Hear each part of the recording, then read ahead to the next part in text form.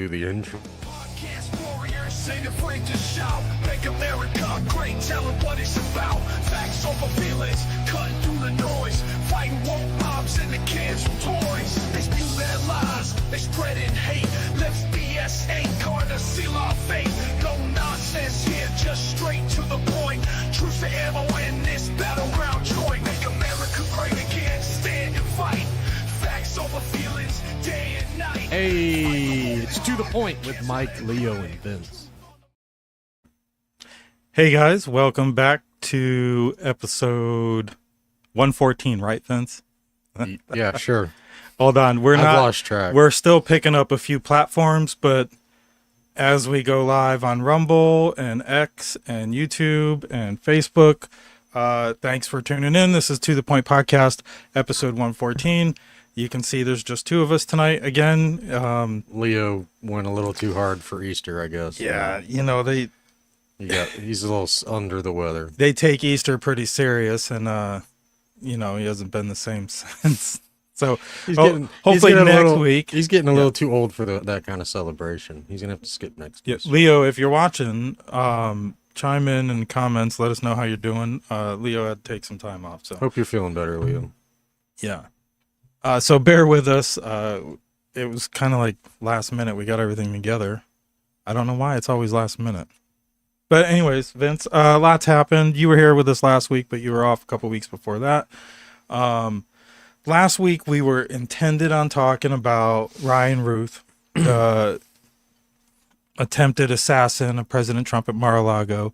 But a lot's happened since then. We can talk about that, the new evidence that come out that he's involved in. There was a school shooting at FSU here in Florida.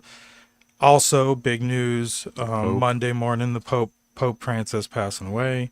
And there's other news to get into, but the Pope, you know, so you were talking earlier, Vince, that you have lived through what, 3 popes? Yeah. And I was actually surprised. I thought Pope Benedict was still alive. I think both of us were under that impression. I thought he was still alive. I did. So I was curious. When I heard about it, I was at work and I went home and my dad told me, and I was like, well, which Pope? He goes, there's only one Pope. And I'm like, no, Pope Benedict's still around. And I looked and he had died in 22 apparently. So I'm still shocked that we had 2 popes at you one know, time, like, at one point. I know they can retire, but it was like, what, 640 years since a pope retired? They always usually die in the chair or whatever you want to call it, the position. Yeah, and if you've ever watched the history on the Holy Roman Empire and the Catholic Church and the popes and the papal states, and you know, it's treated as a throne. It's the second oldest monarchy. Right. I can't remember what the oldest monarchy was. I thought it was, but it's crazy how rooted in tradition it is. But over the years, that tradition has changed with these schisms or Vatican councils. I think there was 2. I correct me if I'm wrong. I was born into a Catholic family, but we are not practicers. Right. But I was always fascinated with the tradition, and you know, I forgot where I was going with this, but just the process in selecting the next pope and how the bishops move, and through history how they were treated more like kings and lords and rulers over areas, and people that have like been kind of close to popes, you know, have been, you know, they've come out and said a lot of your popes, you know, they're power hungry. They're not what you would think they would be. A lot of them can be assholes and dicks and whatnot. You know, not power hungry, money hungry. I can't speak on that because I have never met a pope. Mike, have you met a pope? No, but I think it's crazy how, you know, you see all the pictures. Now, we might have some hardcore believers and practicers watching tonight, but that make the pilgrimage to see the Pope, wherever he may be, wherever they can go see him, and the whole washing of the feet. I know it is symbolic of Jesus, but it's just weird to me. Like, right. I'm good, man. Like, you don't need to do that, you know. Yeah. I've never been able to get into organized religion. No, Not I've that gone I'm not so far away from not the that I'm church, not it's a crazy. not a believer, but I don't believe I need to go to church every Sunday and just to be able to have the It's not privilege to go for to heaven. everybody. I think it's open to everybody Right. because When there are good churches out there, but it's just when not. I went to the church when I was me, younger yeah. with my grandfather quite a few times, and I don't know, it wasn't for me. And a lot of churches would tell you should donate a percentage, like some of them want like 20%. They think you 10 should to donate 20. 20% of your paycheck to the church, and I'm like, no, I don't know where 20% of my paycheck goes. 20% of my paycheck. I mean, shit, I'm gonna have to sell the house. I think the I- Pentecostals were like that. I went to a Pentecostal church, and I talk about this sometimes. I had a friend for a short period of time there. He was a former ordained Pentecostal preacher, if that's a thing, and he was married to a Catholic, and they had a baby. So in their church, it's a little different. It's not like a christening; it's something different, and I don't know what they call it. And it was definitely different, I'll tell you that. And it was weird because it's like my best friend kind of. So I'm in the row right next to his wife's parents, who were the Catholics, the hardcore boomers, grew up Catholic. And when this service broke out, it was kind of like, were we in the right place all of a sudden? Like, were the snakes coming out? The devil was in the back of the room talking, and the Holy Spirit was in the front of the room talking, and it got pretty crazy in there. And I can tell the comfort level from the old Catholics who didn't really know what they were getting into. It was kind of like, it was entertaining, actually. It was my first time too. Never been in a church like that. Totally different. But Right. though they, as they talk about 20% and they're passing around the basket, I'm looking at thousands and thousands and thousands of dollars worth of AV equipment.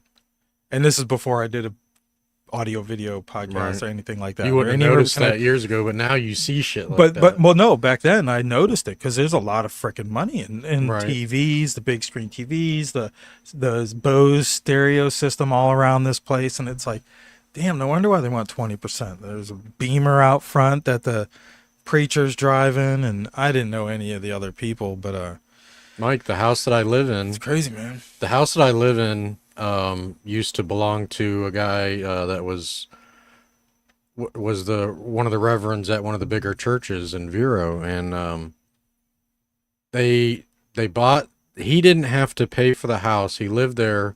The church covered it, and they upgraded the kitchen. It has a really nice kitchen. I mean, probably a $60,000 kitchen, but it was all people at the church that paid for it.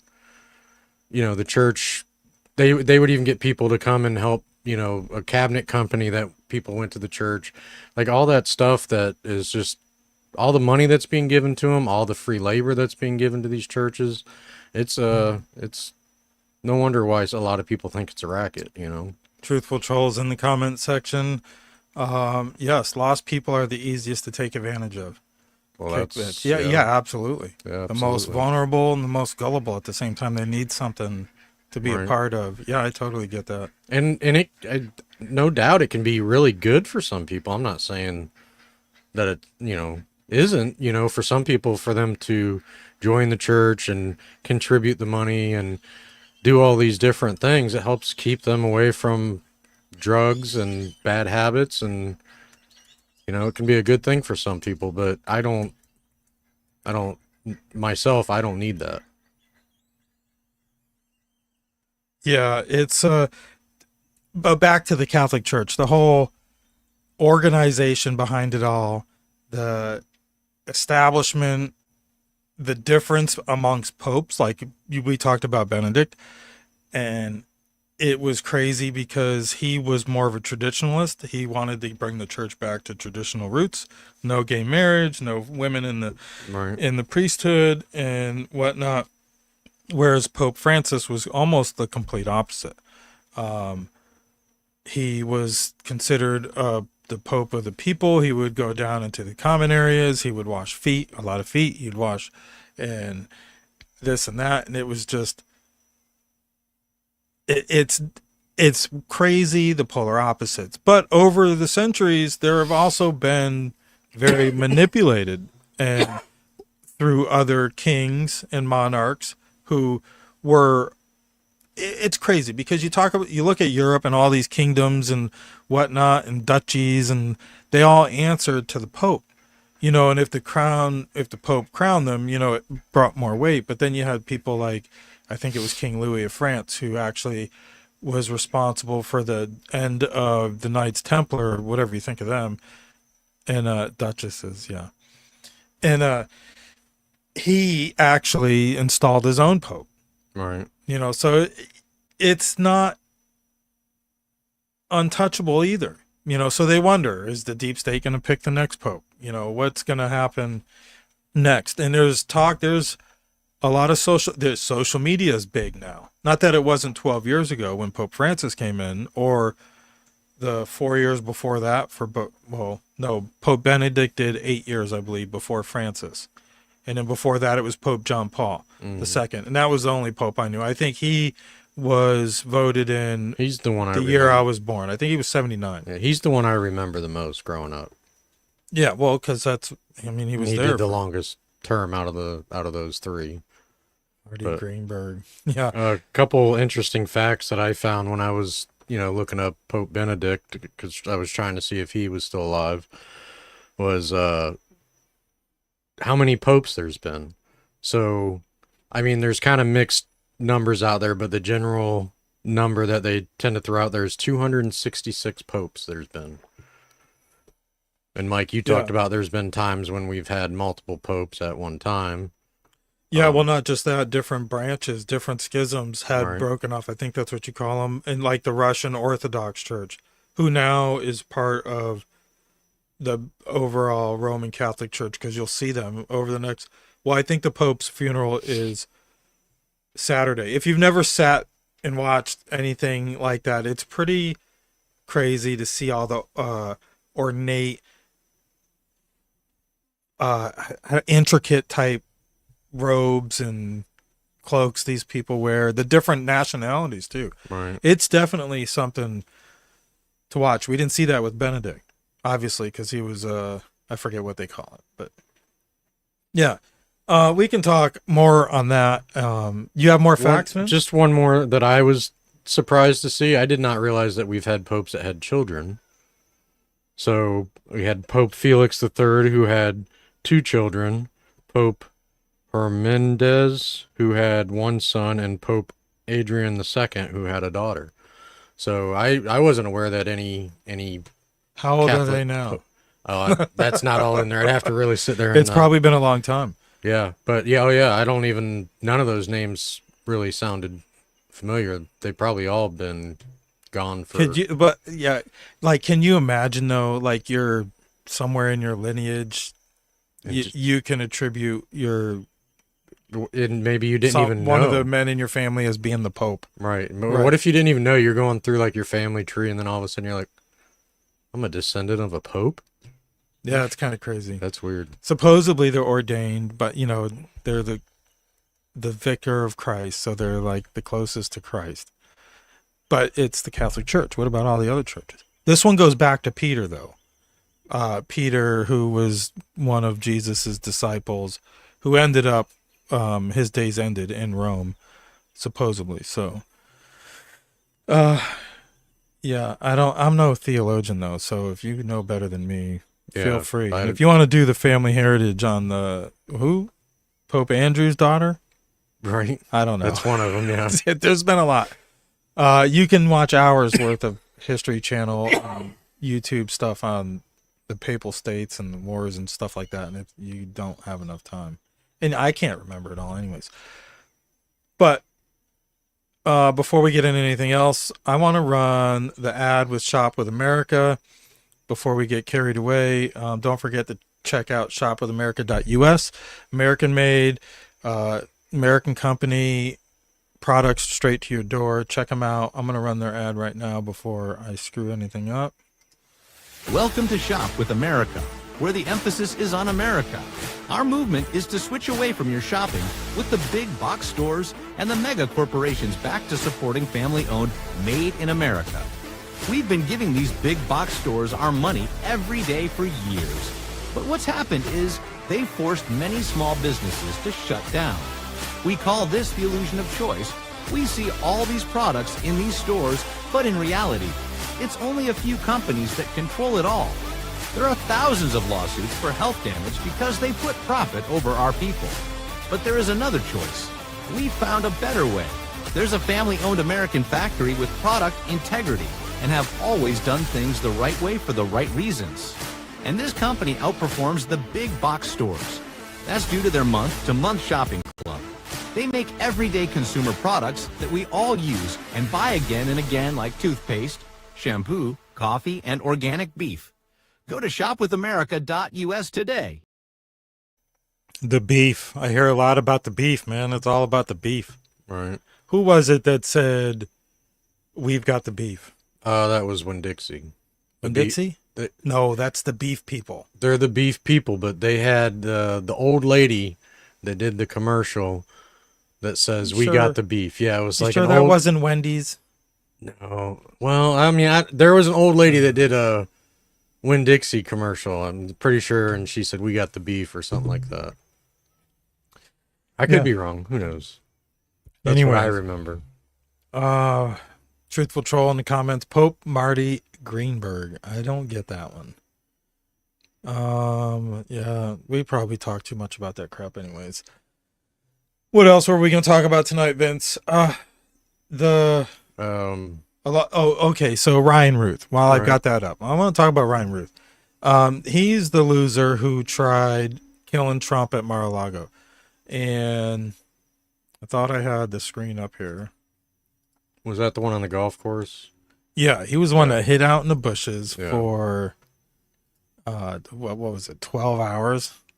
Something like that. And what do you have, an AR? Or, I can't remember what kind of gun he had, but would they release some more info on that? Well, it turns out he was working with. Well, he's got ties. He's got ties to Ukraine. Yep, I remember hearing about that. And we kind of knew about that because he was trafficking people into the Ukraine to fight in a war. Right. Supposedly, people willing to go freedom fight. Now I wonder who. I wonder. So he was also working with some cartels over the southern border to smuggle in an Afghan family who were going to help him. First of all, they were going to help him purchase a rocket launcher, and they were going to help him take down Trump's plane before he was reelected. Yeah. And this was planned for before he was reelected, before he had all the extra security with Air Force One. And and the cartels weren't only going to help him get the Afghan family here, but they were also going to help get this guy out once he did kill Trump. You know, so it's, and again, you don't hear about it. I mean, unless you go on Twitter and see, like we've got it pulled up here, the man who tried to kill Trump before the election is deeply connected with Ukraine's military. Yeah, and that's who he was going to get the rocket launcher from. And it was reported that he said to his connections in Ukraine that, hey, you know, they told him they can't get it for him. And he's like, well, you guys lose these on a daily basis. Why not just lose one to me? Right. You can do that. You can make it happen, and you can get it here too. So he was trying to get them to get the weaponry here also.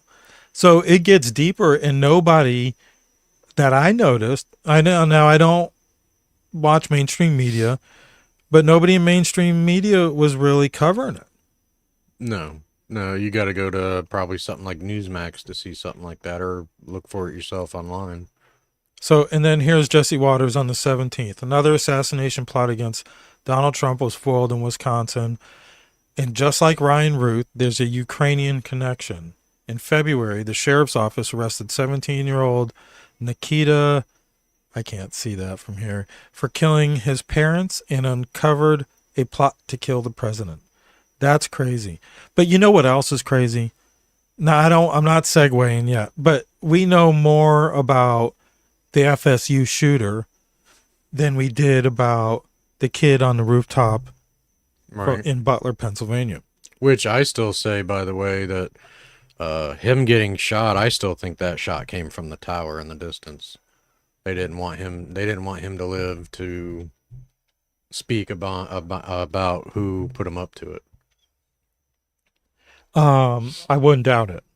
Wouldn't doubt it because he might have been. I don't believe. I mean, he was. Let's face it. With what we know now about our CIA and the deep roots that have already been sown, you can't just turn these things off. Right. These things are already in play, and right now, I wouldn't doubt it. Kim, I don't know what that is. Just like 9/11, we allowed that to happen. Yeah, there's no telling what now. James O'Keefe was doing something on it, and General Flynn posted.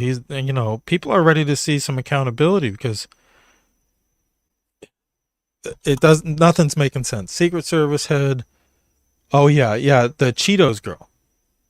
Cheeto. She was an executive for Frito-Lay, I believe. Originally, that's where she got her experience in personal protection and team management was Frito-Lay. That explains why she couldn't draw her gun. Yeah, Kimberly Cheeto. Yeah. She was the one that was like reached for. No. That wasn't her. No, that was just no. Those were actually the ones you see on screen right here that didn't know what to do. The like Sear, she's copping a feel on the president is what she's doing. And those were the DHS investigators. So they're still law enforcement, but these are Department of Homeland Security investigators. They're like following up on leads and stuff like that. They're not chasing down criminals. They're not protecting anybody. Yeah, reminds you of, what's that one actress? I can't think of her name. She's funny as hell, though. This was Trump assassin attempted to smuggle Afghans across Mexican border last year. I think that picture right there is actually a picture of a judge. Is this the one with a judge? No, I'm not sure. There's been some, there's a lot of fake news going around right now, and it's difficult because Can't believe anything you hear. No, and It's just, especially if you're watching CNN, that's all fake news on there. yeah. Well, I mean, the other day, just with the FSU school shooter. Yeah, I have that up? Either I don't know if I do or not. We were talking about that before we got on. We both had heard that there was two shooters. One was dead and one was still alive. Then a little bit later, all of a sudden, it was just one shooter, and they didn't say if he was alive or dead. And then later, you find out, a little bit more. But it's you can. they're all so quick to try to get the news out there. Well, not just that. There was people walking around on their phones with their Starbucks, and there's like people on the ground. Yeah. Bleeding out and stuff like that, if not dead. And it happened in Tallahassee. It wasn't very far away from the governor's complex or whatever you call it. Where am I here? And it just so happened to be during an exercise that law enforcement was having in the area also. So people weren't sure what to do. Some people weren't even taking it serious. Like they thought it was part of the exercise. I guess. Which is pretty, it's pretty scary. Yeah. Let's see, what do we got here? Yeah, so I still can't see nothing. We knew the entire life story of the FSU shooter within 2 hours, and I can't tell you 3 facts about this guy. This was the guy from the rooftop in Butler, Pennsylvania. And here you see someone sipping on their Starbucks walking by somebody who clearly needed help or might have been too late for them. I don't know. Laura Loomer. So, of course, the narrative first came out that this was a Trump guy because supposedly, allegedly, he is the son of a Leon County deputy, stepson of a Leon County deputy. and this is where he got the gun from. So Laura Loomer said, the alleged shooter at FSU today hated Trump. I know the media was salivating over the thought they could blame it on a Trump supporter. When will the left start to come to terms with the fact that they have radicalized people to commit violence? And once the people are usually pretty entertaining, usually not for good reasons, Phoenix Eichner said, a political science major. I think it's a little too late. Trump, already going to be inaugurated on January 20th, and there's not really much you can do unless you outright revolt. And I don't think anyone wants that. This was an interview he did while at an anti-Trump Right.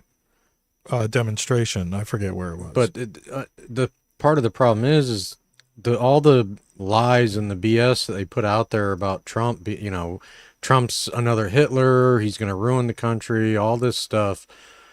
And they're all pointing the fingers at Trump, but everything that they're saying about Trump, they're the ones that their party's trying to do that. They're the ones that are trying to change us to a communist country or whatever you want to call it. But they've got all these young people thinking the wrong thing, and half of them are losing their they're losing their brains. Truthful Troll says even his friends said he was a conservative. I don't necessarily think that I have to believe his friends. I mean, this guy was definitely deranged enough to be living a different life if his friends thought he was a conservative, or his friends might be saying that to drive the narrative also. These people on the progressive left, I'm not classic liberals, the progressive left, like Joanne says, they hate America. They do. They don't care what the narrative is as long as it's not in any favor for their opponent. And their opponent usually is capitalism. And with that, you have Trump, and that just breeds, an even more shitstorm, I guess. Yeah. Trump's, he's pro the people. He wants the people to be the ones to reap the benefits and get a little richer while he's in office.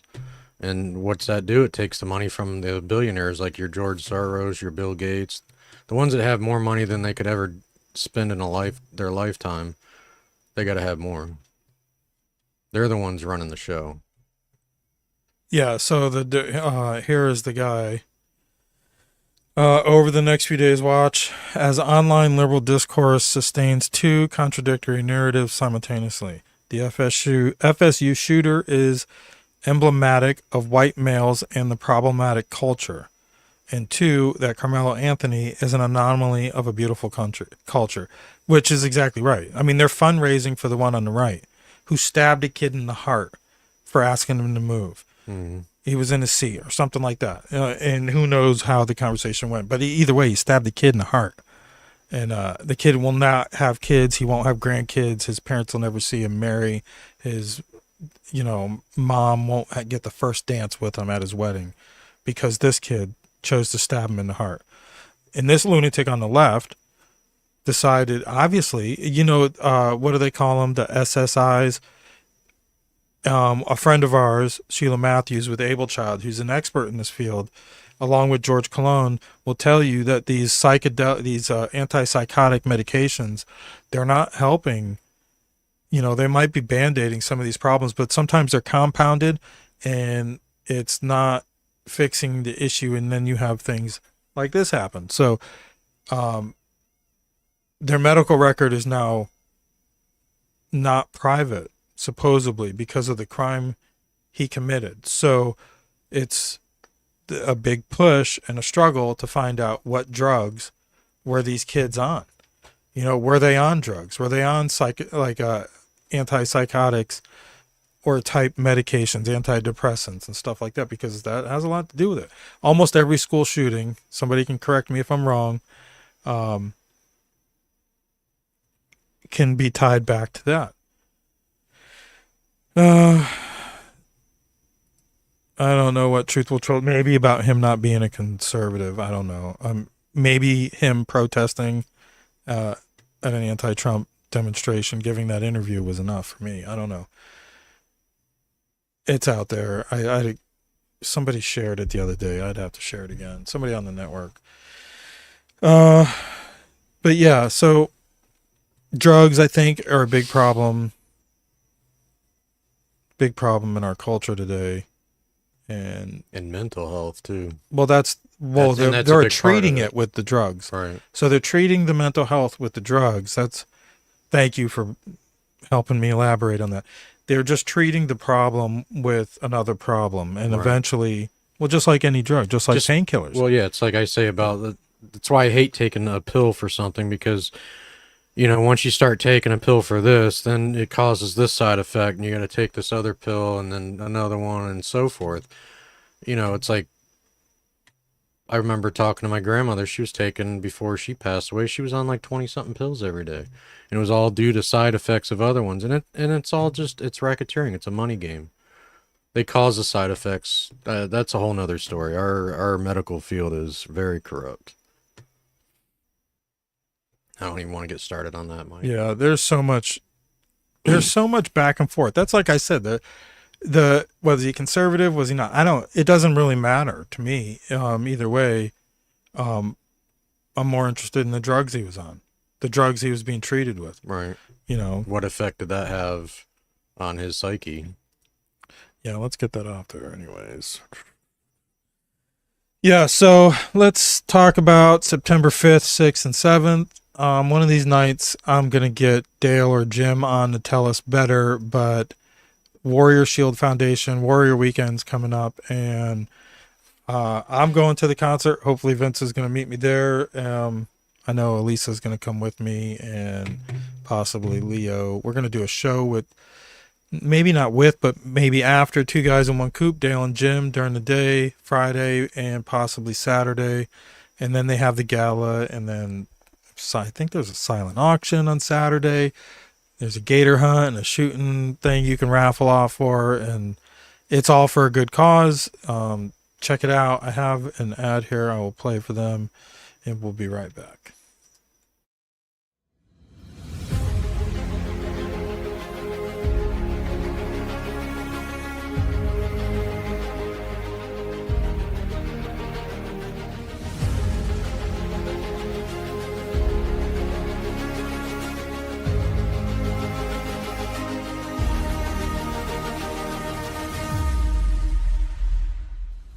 The Warrior Shield Foundation proudly presents Warrior Weekend, a 3-day event from September 5th through September 7th at the Rosen Center in beautiful Orlando, Florida, which honors and supports the Corporal Chad Eric Oleg Schlager Foundation for PTSD, raising awareness and resources for its vital mission to help our most valuable heroes, our veterans. This powerful weekend will feature live performances by country music recording artist Ryan Weaver.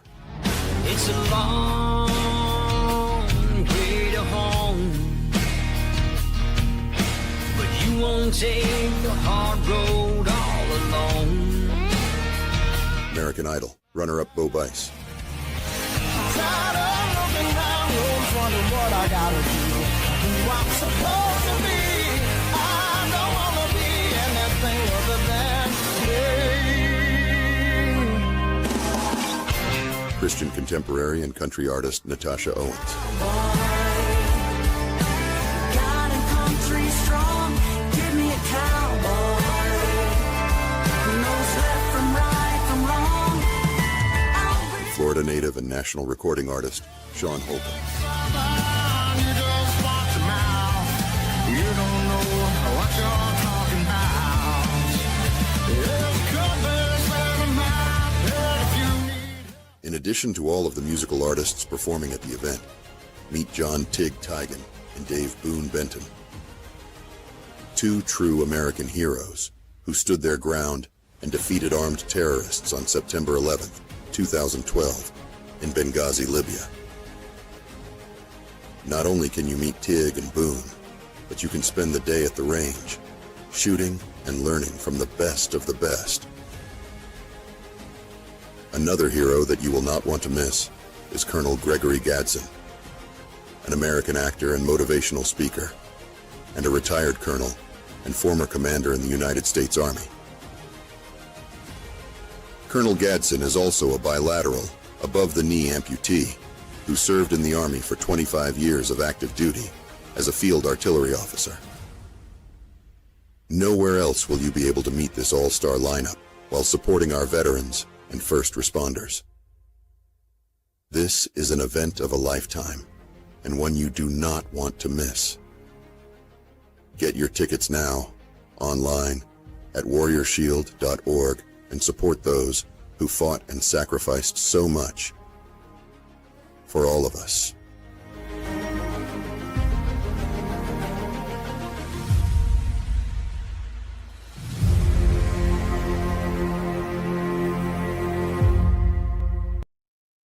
I can't wait, man.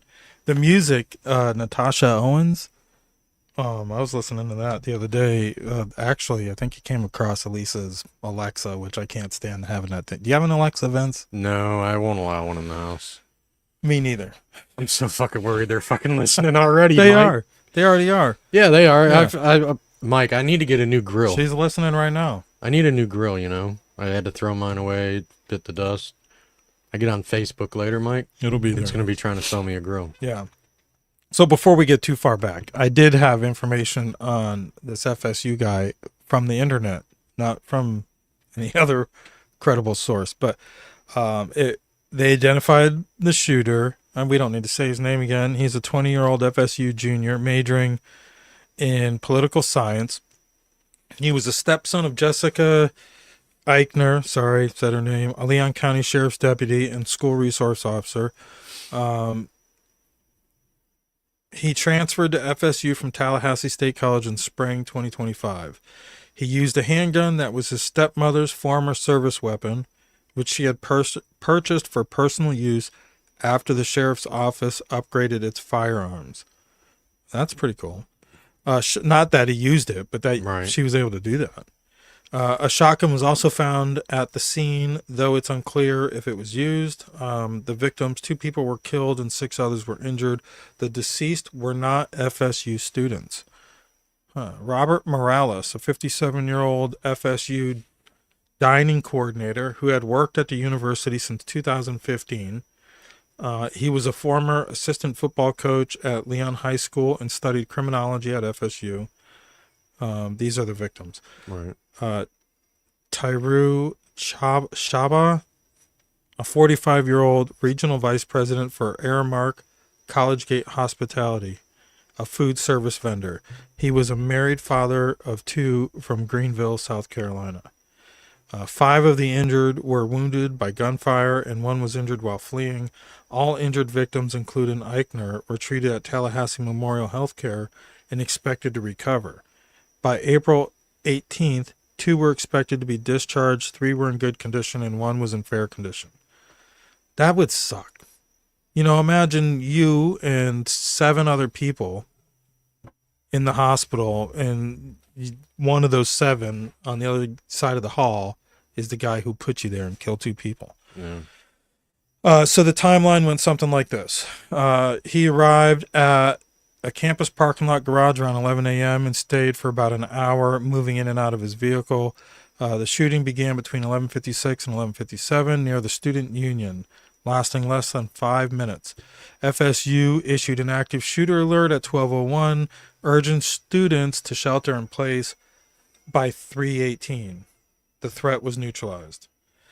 Eichner was shot by police at noon after failing to comply with commands, wounded and taken into custody. That's crazy. Motive, no clear motive has been established. Tallahassee Police Chief Lawrence Revelle stated there was no known connection between Eichner and the victims. Investigators are exploring a possible link to a planned protest by Tallahassee Students for Democratic Society, but this remains unconfirmed. His background, he was a member of the Leon County Sheriff's Office Youth Advisory Council, which involved law enforcement training, giving him familiarity with weapons. Court records indicate a chaotic upbringing with his parents' bitter custody disputes, allegations of domestic violence, and an incident where his biological mother took him abroad, described as kidnapping by some sources. She was from a different country and took off with him. Former classmates at Tallahassee State College reported Eichner expressed extremist views, including white supremacist rhetoric, misogyny, and disparagement of civil rights figures and protesters. He was asked to leave a political discussion club due to these views. If that's what you call conservative, if you're still listening, I don't think that's very conservative, but okay. Extreme right, maybe. Response and aftermath. The FSU canceled classes and athletic events through April 20th, resuming operations on the 21st. The university offered mental health support services. A vigil was held on April 18th. And it goes through. DeSantis called for justice, and President Trump described the shooting as a shame, but reiterated his support for the Second Amendment, declining to advocate for new gun laws. The FBI and the ATF assisted local law enforcement, and flags were flown at half-staff through April 21st. Which, this is a touchy subject in Florida right now, because there's legislation in the state legislature for college campus carry. You know, if you're legally allowed to carry outside campus, you know, Why shouldn't you be right? Why you shouldn't lose your rights because you're on campus? Right, but I mean, the laws were set through legislation. It's not like stipulations met by city ordinance or nothing like that. I mean, there are laws, legislative laws, that you can't carry into a courthouse or whatnot, Right. schools and stuff like that. Then So, your employer has the legal right to say you can't carry at work. I know the employee who I'm employed with, I cannot carry while I'm on the job. right. But, you know, do I think that's a violation of my Second Amendment rights? I do, but I got to pay the bills too. So Yeah, I mean, it's not a public company. You don't work for the government. I get it. All right, so I lost my spot. All right, so this wasn't the first shooting at FSU. November 2014, a gunman wounded 3 people at Strozier Library before being killed by police. Some FSU students who survived the 2018 Parkland shooting at Marjorie Stoneman Douglas High School were on campus during this incident, marking their second school shooting experience. That's crazy. The shooting was the 80th mass shooting in the U.S. in 2025, per the Gun Violence Archive, which defines a mass shooting as an incident with 4 or more people shot or killed, excluding the shooter. We did a show on this probably about 2 years ago before we were on PPN, and we had the statistics, and we talked about how they deciphered between mass shooting and whatnot. Right. You know? Not that it matters. A shooting's a shooting. So that's kind of crazy. The 80th mass shooting in the U.S. in 2025. So the kid remains hospitalized with significant injuries and has invoked his rights to remain silent. He faces charges up to and including first-degree murder, but will not be charged or arraigned until discharged from the hospital. The Leon County Sheriff's Office launched an internal investigation into his stepmother's conduct, but found no policy violations as of April 19th. She's on indefinite personal leave. I would think so, man. right. That's pretty tough. And where's his dad in this? Or is his dad already out of the picture, and Right. his stepmom? Because that's pretty tough, man. Especially having the baby mama drama with your mom taking you, stealing you, and leaving the country. And who knows? Who knows what kind of coping mechanisms he was dealing with. Posts on X varied perspectives, with some blaming Eichner's stepmother for allowing him access to her weapon, others pointing to his troubled childhood or mental health issues, and some alleging he held alt-right or white supremacist views. These claims are inconclusive without official confirmation. I don't think it really matters at this point. I mean, crazy's crazy. Right. Yeah, then, you know, they say Mental there's issues for sure. Yes. definitely mental issues. I mean, they say there's no motive, you know, it kind of makes you wonder, why was he there? Yeah, I know you had said there was talk of some sort of protest or something possibly, but I don't know what that would be in regards to, but or did he just happen to be there for some reason and somebody pissed him off, something stupid, or, you know, did he just plan to go there and do that? You know, it's just It's hard to curious. tell. Have you ever been in that kind of an environment?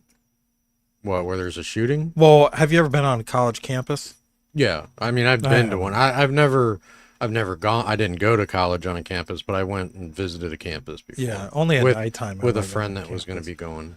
But I had on our campus at the high school I went to, it was Palm Bay High School in Melbourne, Florida. And it had a giant area out in the open off to the side of like the cafeteria and the other, it was like common area, wide open though.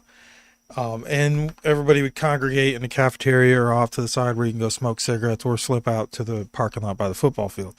There's vending machines and stuff like there, but that's where everybody would be because it's Florida and it's hotter than hell. So you're not out there in the open. Right. You know, you could fry an egg out there. But anyways, all of a sudden one day you hear pop, pop, pop, you know, and it's not in the cafeteria, but it's outside the cafeteria. And you see two deputies and they chasing a couple of people and they tackle them and nobody was hurt. Well, they got pretty hurt, but nobody was shot that I know of. I don't think. Yeah, it's gone back some time now. Right. But yeah, it was kind of crazy because the mob, it might have been stressful because my eyes twitching thinking about it. The mob of people leaving that small area, and it was a Right. big cafeteria. Palm Bay High School was a pretty big high school, and yeah, the amount of people leaving that area, it was just crazy, and I'll never forget it. So I kind of relate to what these kids go through. Thank God I didn't see any bodies hit the floor, but you know, high school, crazy time. College, I can imagine. You know, you're not expecting that, but nowadays, are you? Right. You know, I'm scared to death to let my kids grow up. You know, like just in general because it's a crazy world out there. Yeah. But And- anyways, And wearing the kids that are growing up now, you know, having to mask up for what, couple years or whatever it was, didn't help. really their fucked them up. Didn't help their mental health. That's for sure. No, and our friend John Karapi from TGI Now, he lost his job for speaking up about it. Right. He went to the school board meeting here and he raised his voice in his turn to talk and brought awareness to it. They shut down a doctor who came there to talk about the level of mental illness, the spike in mental illness based on the social distancing and the mask wearing and the students, and the suicide rate was spiking already, and they shut him down. And John went and he raised concern, which ended up, you know, one of the current school board members at the time, and I don't know anybody else that might have been there. I'm not going to say names, but they ended up calling his bosses at the Chamber of Commerce, where John was pretty well rooted with the community, had a lot of ties with, you know, businesses and charities in the community, and he ended up losing his job. You know, they suspended him and then I think quickly let him go right afterwards. So that shit was happening local, you know. We saw what they did with the military. But it kind of turned politics inside out and right side in and left side over. It was, you saw conservatives lose their mind and turn into, you know, mask wearing Nazis, and then you saw liberals jump ship. And well, I mean, you see liberals jumping ship every year, especially every election season. More and more liberals wake up, but are they really awake? And that goes into one of the topics I actually wanted to bring up, which, well, good, we don't have very long to talk about it. So the Democrats, it seems to be they are experiencing some type of civil war, some type of power struggle in amongst the rankings. You seeing the old guard getting pushed out, the new woke squad coming in, and we thought they were kind of diminishing. But now if you sit back and look, Bernie Sanders and AOC, they're out there. AOC raised like $9 million in the first quarter. And that's raising some eyebrows amongst other prominent leftists like Rahm Emanuel, who was, he was a plant from Obama's administration, who has presidential aspirations, and some other Democrats like Hakeem Jeffries, the leader in the House, I believe he is. So it seems to be this woke squad isn't going away quietly. And I called it from the beginning of Trump coming down the escalator. This country's been pushed so far, left or right. There's no gray area. There's no purple area. And even the purple people have to choose to be polarized one side or the other, because it's a dog eat dog world now. And it's kind of like where you see civilizations collapse, is when there's no meeting in the middle. But where do you meet in the middle when you're talking about porn in schools and drag queens reading preschoolers books and stuff like that? So how do you meet in the middle with mental issues? I don't know what we can expect from the Democrats, but I know AOC is not going away. Bernie Sanders, I mean, if you judge the other white guys in politics, he's probably got another 20 years to go. He's not going away. And his policies stand out. A lot of people were on board with what Bernie wanted to do. I don't know how they thought it was going to get paid for, but maybe they need 4 years of Trump and Doge to pay for something like that in the next 4 years. God hope not. But it's all going to be pretty definitive probably within the next year. When we start getting closer to midterms, when that election season starts, because it starts a year and a half early. Any day now, it's probably already starting. Midterms are already starting.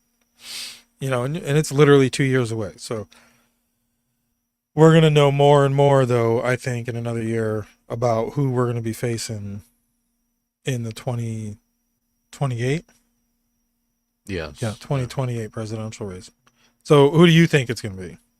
I don't know who's still out there, but if you have an opinion, or if you think mine sucks, don't feel bad to let us know. It's more than welcome. Thank you for tuning in. Vince, you got an opinion? I mean, who I think it's going to be? Yeah. Man, I don't know, man. Who do you think the Democrats are going to run? I don't know. It's going to be somebody. It's got to be somebody as outlandish as Trump. Yeah, you remember A Bernie or an AOC. remember on one of the episodes, I know you're not a whole lot into sports, Mike, and I used to be. I'm not into it that much anymore, but we talked, for some reason, we were talking about Stephen A. Smith. Yeah. He's one of the ones now that's getting a lot of push that he should run for president. Yeah, he says that. He says that. I don't. He I mean, says a lot of people are that's- pushing him I to don't run think for that's- president, but come on, man. I don't think that's realistic. I don't think he's going to have that kind of. I mean, he might run. I don't think he's got a shot in hell to win the preliminaries. But I envision somebody kind of like him, because he is well spoken. He is somebody kind of like Trump. He's gonna speak his mind, and he's gonna win over some of the people that just find him entertaining. Because let's face it, the sad part is so many people in our society today, they're just gonna vote for whoever makes them laugh, or whoever they think's funny or says quirky shit. It's sad. The most bombastic. Right. It's sad. That's Yeah, not why you should provocative vote for somebody. You can like somebody for that, but you shouldn't vote for them to run the country for that. But I envision somebody kind of a little bit more like Stephen A. Smith. One, I wouldn't be surprised if they were black, maybe even a woman. This time a real black woman. Not Michelle. Or the Oprah. no, Kamala. yeah, I already not forgot like about- Kamala. I already Yeah. forgot about You know that, Kamala. Mike? I had to think for like an hour the other day. I couldn't remember her freaking name. I already forgot about Kamala. Yeah. But yeah, I mean, if Oprah or Michelle Obama ran, that would be a little scary, So just because of the support that they would have right out of the bat, especially Oprah. So what I think is happening is, you know what? I actually saw something. Jordan Clark, who was a guest a couple weeks ago, he had shared this. And hold on, let me put this on the screen. I'm not gonna. I won't play it or nothing. But Trump signed another executive order today, and well, let's play it. Fraud than electronic transfer payments. Hold on. An executive order that's going to push the Treasury Department to modernize its payment system to ensure that where possible they're using electronic methods of payment as opposed to paper checks in order to reduce waste, fraud, and abuse in the government. which is obviously an endeavor that we've been pursuing in numerous aspects of government under your leadership.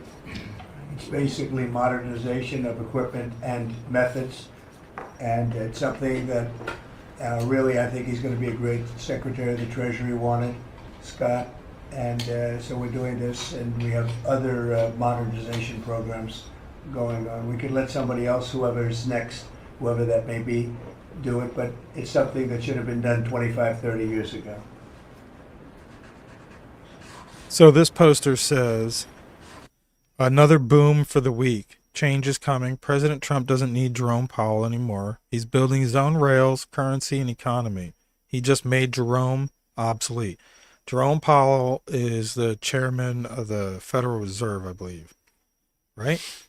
Am I saying that right? And he's the one who can decide what interest rates do. And, you know, he has a lot of power, supposedly independent of the federal government. It's a lot. It's really wishy-washy. We should do an episode or get somebody to do an episode on the actual Federal Reserve, and how corrupt that whole idea is. You think that dollar in your pocket is actually an American dollar. It's a Federal Reserve note. You know who I picture going off about that, Mike? I can picture John doing that. Yeah, he could probably tell you a lot about the dollar and the Federal Reserve. I could see John doing it. So what we are seeing Trump doing is, and I think this is part of the mastermind. Like he said, this is the golden age, and he's never really gone that far without being able to back something up, unless it was just something crazy, stupid. But he's going after all these other countries for fair trade, tariffs. That's all it is. People think he's going to start trade wars. No, he's telling them, listen, until you come back to the table to renegotiate these trade deals, we're imposing a tariff. Why should we pay tariffs to every country and nobody pays anything to us? And I love Rand Paul, but I think he's wrong. The tariff should not be a subject to congressional approval. There's too much bullshit in Congress, and you know that. And it's too easy to lose it. So, no, that's a privilege of the executive branch, the federal, the executive in chief. So with the tariffs and with Doge, which I saw something fascinating today, that Doge wasn't a new thing. It was a program that Obama had put in place, actually. He just rebranded it. So it wasn't something that has to be approved. It wasn't something that had to be funded. It already had money. And it was actually a different program who had access to all of the computer systems already, because it was in charge of the integrity of it. So it was brilliant. He took this organization who had already had access to everything and installed this temporary hiring authority to put in these people for Doge. So that's going to be good and coming up soon. I'd like to get more information on that, but I think you're going to see the IRS go away, at least for middle class. I think it's actually freaking possible.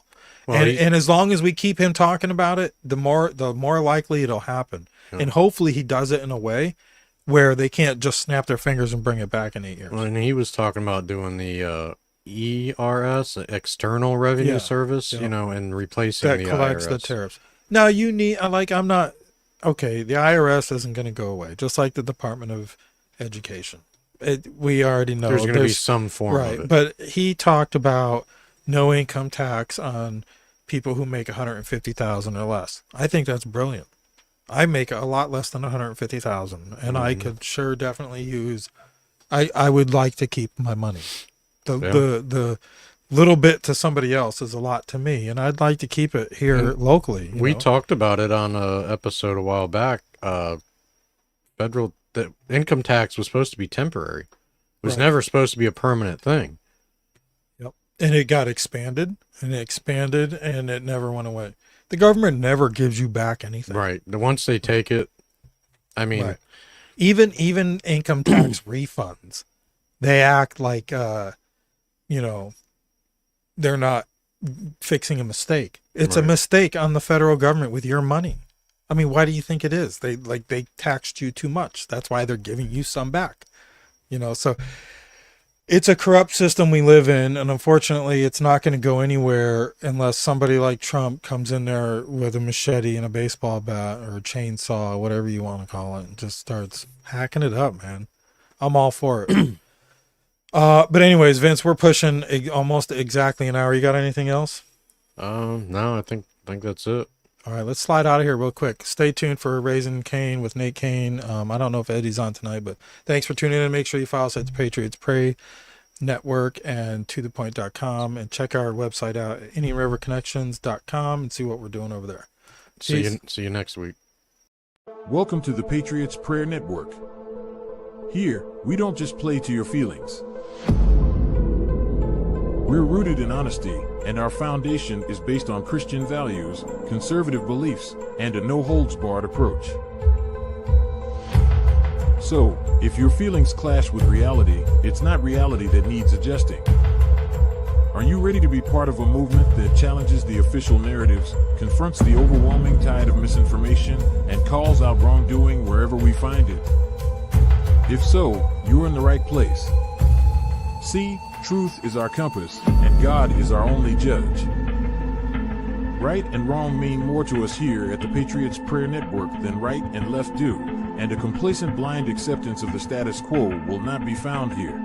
We do not believe things are this bad in our country merely by accident. So, we investigate and dive deep into each episode and tackle pressing issues head on. Many podcasts claim they are unfiltered, but we mean it here. Go to thepatriotsprayernetwork.com.